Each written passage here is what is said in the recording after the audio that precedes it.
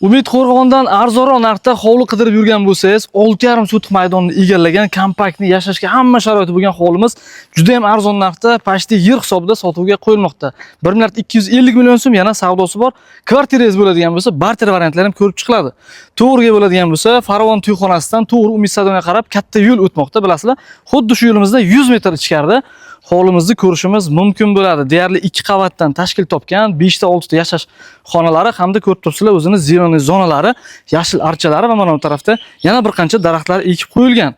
Hamma sharoitlari bor, kanalizatsiya tashqariga chiqqan va darvozaxona qismi hamda bu tarafda o'zini garaj qismlariga ham hattoki ega. Keling, ichkari taraflarini ko'rib chiqamiz. Darvozaxona qismiga o'tadigan bo'lsak, o'zini garaj qismi bo'lganligi uchun bu yerda mashina saqlamaydilar va chorpoya o'rnatib qo'yganlar. Bemalol salqinda o'tirib oila darasida choy ichsangiz bo'ladi yoki chorpoyani hovlimizni to'riga o'tkazsangiz ham sig'adi, mashina saqlasangiz bo'ladi. Shu darvozaxonamizni eslatib o'taman, garaj qismiga ham hattoki ega va keling, sizga podval qismini ko'rsatib o'tmoqchiman. Chap tarafdagi korpusni kengligicha bu tarafga o'tadigan bo'lsak, kattagina podval qismiga ega.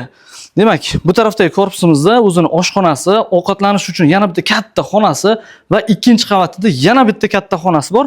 Ikkita ro'zg'orni ushbu xonadon bemalol o'z bag'riga sig'dira oladi. Hamda bu tarafga o'tadigan bo'lsak, o'zini banyasi, saunasi, vannasi, hamma narsasi sharoitlari qilib qo'yilgan holatiga, chiroyli holatda bo'lib turibdi. Duh-konturli katyol tizimida bu korpus isiydi va mana bu tarafdagi korpusimiz ham yana bitta duh-konturli katyolda isiydi. Kelinglar, zinamiz orqali bu tarafga chiqadigan bo'lsak, ushbu korpusimizda 3 ta xona mavjud, remont holati yaxshi holatda.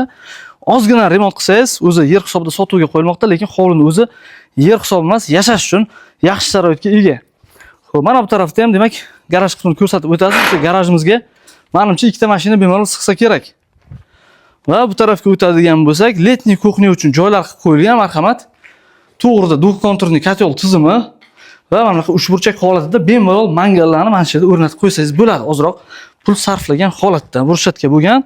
Remont holati bilan tanishib chiqasizlar, xonalarni, kadrlarni qo'yib ko'rsatamiz. Umidni yaxshi lokatsiyasida joylashgan.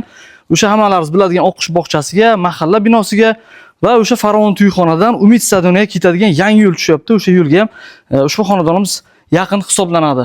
Zo'r narx 6,5 sotix kadastr hujjati joyida va ushbu xonadon 1,250 million so'm bilan sotuvga qo'yiladi. Ipoteka varianti bor, ozgina pul yetmay qoladigan bo'lsa, hamda kvartiraga pastroq qavatlardan 2 xonalik, 3 xonalik, 1 xonalik uy bo'ladigan bo'lsa, davlat bilan birgalikda barter variantlar albatta ko'rib chiqiladi.